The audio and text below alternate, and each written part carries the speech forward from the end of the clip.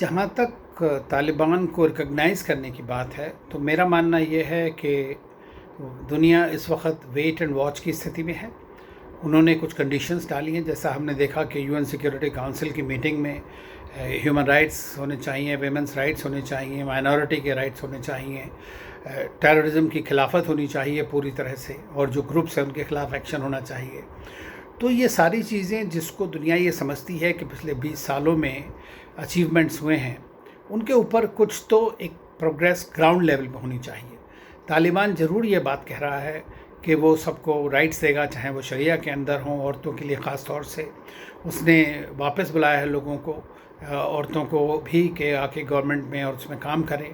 दूसरी चीज़ ये है कि कॉन्फ्लिक्टिंग रिपोर्ट्स आ रही हैं वहाँ से, और लोग जो ग्राउंड पे बोल रहे हैं, और ख़ुद तालिबान के स्पोक्समैन ने कहा है कि प्रॉब्लम जो है वो ये है कि उनका जो पॉलिटिकल एक लीडरशिप है उसकी एक विज़न है, चाहे वो टेम्पर्ड हो इस वक्त दुनिया के लिहाज से 21वीं सदी के हिसाब से, तो वो 20वीं सदी का जो अफ़गानिस्तान है उसमें ना जा पाए, यही उनकी एक कोशिश है।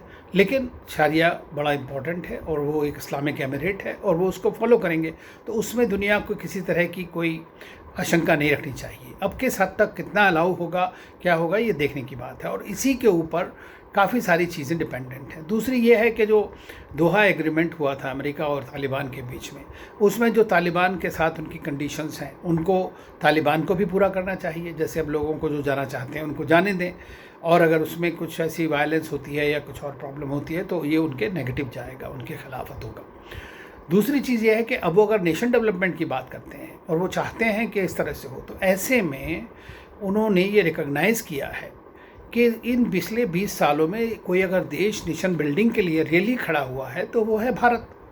और भारत के 400 प्रोजेक्ट्स हैं, 500 प्रोजेक्ट्स हैं, $3 बिलियन का इन्वेस्टमेंट है, इंफ्रास्ट्रक्चर में है, सब चीज़ों में है। पार्लियामेंट बिल्डिंग कहिए, अगर वो पार्लियामेंट में विश्वास करेंगे तो, और डैम्स हैं जो बड़े इंपॉर्टेंट हैं उनके लिए, और ख़ास तौर से कैपेसिटी बिल्डिंग असिस्टेंस जो गवर्नेंस के लिए बहुत आवश्यक है।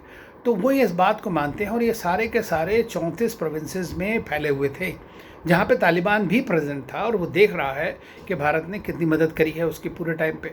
तो अब उसी चीज़ को वो चाहते हैं कि भारत के लोग आएँ और जो भी कुछ प्रोजेक्ट्स हैं उनको कंप्लीट करें। उन्होंने कई बार कहा कि हमें भारत से कोई समस्या नहीं है। वो भारत को चाहते थे कि भाई ये जो सरकार है उसको मदद ना करें, कोई पार्टीजन एटीट्यूड ना लें उसमें। तो ये चीज़ वो इस बात को भली भांति समझते हैं। दूसरी चीज़ ये कि कई तालिबान के लीडर्स भी हैं जो भारत में ट्रेन भी हुए हैं, पढ़े भी हैं, तो उनको भी एक भारत के साथ संपत्ति, और ख़ास तौर से अफ़गान जो हैं वो अब भारत को सारी दुनिया में अगर किसी लोगों से ज़्यादा बेहतर मानते हैं, पसंद करते हैं, तो वो भारत है, भारत के लोग हैं। तो ये एक आपका कारण है जिसकी वजह से आपको इन्वॉल्व होना है। लेकिन भारत को रिकॉग्नाइज़ कर बात करने में तो कोई हानि है नहीं, बात तो हम कर ही रहे हैं। देखिए, जब दोहा एग्रीमेंट हुआ था, हमारे एम्बेसडर वहाँ पे थे, हमारे विदेश मंत्री ने ऑनलाइन बात करी, जब मॉस्को टॉक्स हुई, या उसके बाद अभी पीछे दोहा में हुआ। तो इन सब चीज़ों में अभी हम किसी ना किसी तरह से इनडायरेक्टली डायरेक्टली इन्वॉल्व हैं उसमें, और हमारा इन्वॉल्वमेंट इसलिए है कि वहाँ का जो भी कुछ अफ़गानिस्तान में होता है उसका इम्पैक्ट भारत के ऊपर डायरेक्टली पड़ता है। हमारे नेबर्स हैं, और नेबरहुड फर्स्ट पॉलिसी में अफ़गानिस्तान बहुत इंपॉर्टेंट कंट्री है हमारा, तो हम उसको अबंडन तो नहीं कर सकते हैं। और ये अगर वहाँ की सरकार जो बोल रही है, अगर उसको किसी तरह कर पाती है, क्योंकि करनी कथनी का अंतर खाली पॉलिटिकल लेवल पे नहीं होता है। करनी कथनी का अंतर है कि किस तरह के लोगों को, अपने लोगों को आप उनको मोटिवेट करें कि वो भी आपकी बातों को माने। ये नहीं कि ग्रास रूट पे जो सोल्जर है वो कुछ भी कर दे, तो उससे तो सारे उसका ख़त्म हो जाएगा, उनका जो करा धरा इस तरह का जो कहना वाली बात है। तो इसलिए शायद से सारी दुनिया विश्वास में जो विश्वास कर रही है कि चलो शायद तालिबान कुछ बदल के आएगा इस बार, कुछ वुमेन के राइट्स को मानेगा, टेरर के ख़िलाफ़ पूरा बोलेगा, जो वो चाइना को, दुनिया को ये बता चुके हैं कि वो अलाउ नहीं करेंगे अपनी धरती से।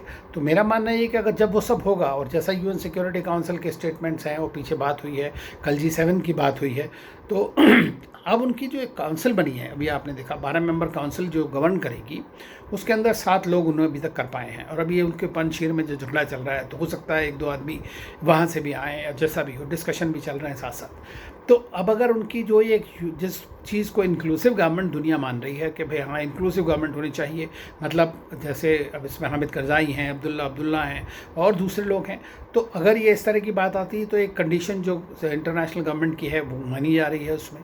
तो ये देखना है कि किस तरह से तालिबान अपने आप को पूरी तरह बिहेव करता है। दूसरी चीज़ है जियोपॉलिटिक्स बदल गई है।